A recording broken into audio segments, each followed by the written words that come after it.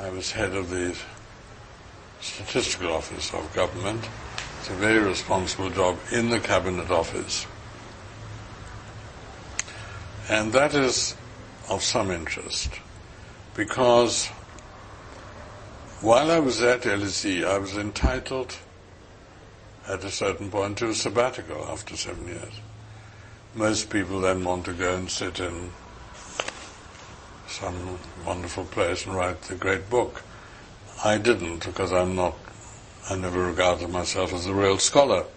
So I said I wanted to go and work in the Central Statistical Office. I was interested in improving government statistics.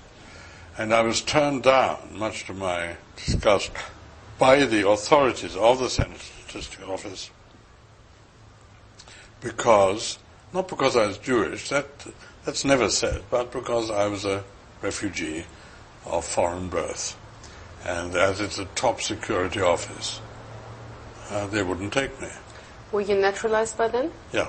Oh yes, I was naturalized in 47. And I thought that was outrageous. But there was nothing I could do about it. They just said they were very sorry, but rules were rules, top security.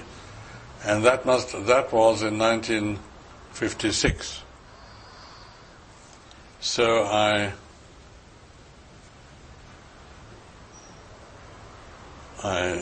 stomached my sulk and went and worked for the United Nations in Geneva for a year, which was lovely. And then I came back and went back to LSE. And then in 1967, Harold Wilson, by then I was very well known because I'd worked on the Robbins Report on universities and been on a number of committees, and I was quite well known. And then Harold Wilson, Prime Minister, invited me to be the head of the Central Statistical Office. And I said to him, Prime Minister, there's no way, because they said, I couldn't be there because of my background as a refugee. Harold Wilson said, I'm Prime Minister, I will tell them that you're to be employed. Which he did. And so the office suddenly found me as its head, having turned me down as a rather junior one-year appointment. And I was thrilled by that. And because it's a top security office, I was visited by MI5, who interviewed me very long and hard, and were, of course, quite worried about my background. Had I gone back to Berlin? I said, yes, I'd gone back to Berlin to lecture. Well, we find that you went back to Berlin in the week in which Blake, the spy, was in Berlin. Did you know Blake? I said, no idea. And they were full of questions like that to see whether I was really still on the German side, so to speak. And this was in which year? That was 66, 67 maybe. But anyway, I passed, and then had 11 years as head of the Statistical Office. And that, funnily enough, I had a wonderful time, and I was in an enormously responsible job, working first for Harold Wilson, then for Ted Heath, and then for Callaghan. It's a permanent secretary job at the top, and I had a really wonderful responsibility, my own subject, statistics. I loved it. But funnily enough, it was the only time in my working life when I became very conscious of being a refugee. Because in the academic world you don't. All the things I've done in the musical world you don't, because everybody is from somewhere else. But they're mainly from Eton and Oxford or Winchester and Cambridge or whatever. And there was just one anecdote which I will tell you. I went out to lunch one day with another permanent secretary, and we drank a lot and bared our souls about our past. He'd been to Eton and Oxford, and I'd been to Berlin and Frensham Heights. And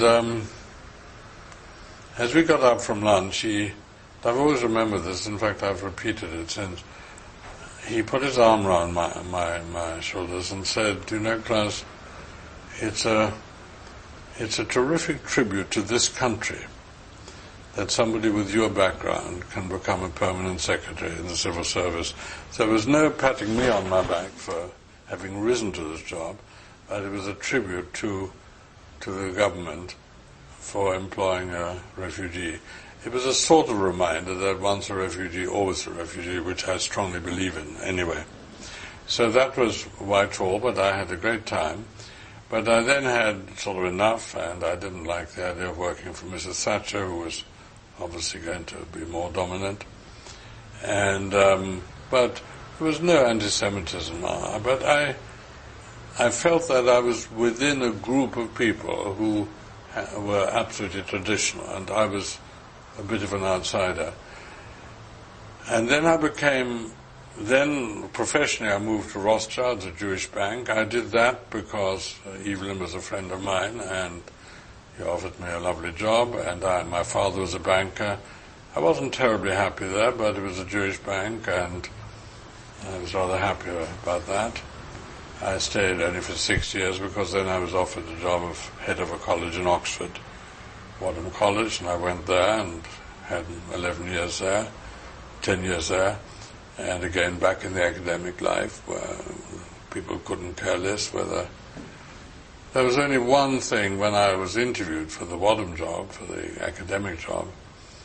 One of the fellows asked me in the interview, we need a lot of fundraising help. I said, yes, that's okay. How would you feel about trying to raise funds from Arabs? And I said I wouldn't do it. A, because I wouldn't want to, and B, because I wouldn't get the money. So somebody else will have to do that. I mean, it was a good question, and it was the right answer. And meanwhile, for many years, had become chairman of the Royal Opera House. And again, the musical world, and one isn't conscious really of what anybody is. We're all semi-foreign. But one anecdote there has always pleased me. My deputy was a wonderful man called Sir Dennis Foreman, who had been head of Granada, and a wonderful man.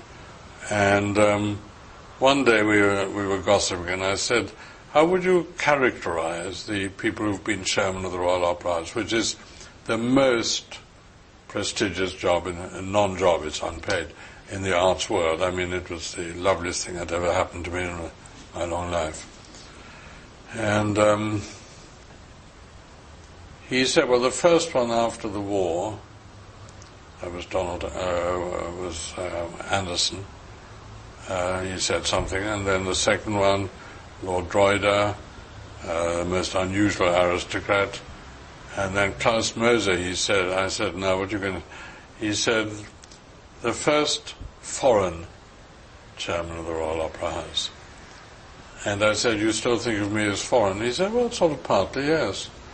And I could tell many anecdotes of that kind. And the main point is that there was then a television program, and then I almost finished, television program about my life called A Full Life, which was first done on Television South and then Channel 4. She was a very nice interviewer. She was a Jewish girl, I don't remember her name. And she ended, this was some years ago, 15 years ago maybe, and she asked me about all these things in my life. And she ended by saying, so do you feel totally English? I said, oh no. She said, well, how can you say that? You've been knighted and you've done the cabinet on, etc. I said, you didn't ask me that. You asked me whether I feel totally English. The answer is, I don't. I feel British because I am British, I was naturalized. But I don't feel totally English. Oh, do you feel German? I said, God, no. No, not at all. What do you, I said, I sort of feel Jewish. This is live, by the way. And she said, oh, are you Orthodox? I said, no. It was a stupid question. I said, I actually belong to a Reformed synagogue. Is Zionist? I said, no. And she said, well, what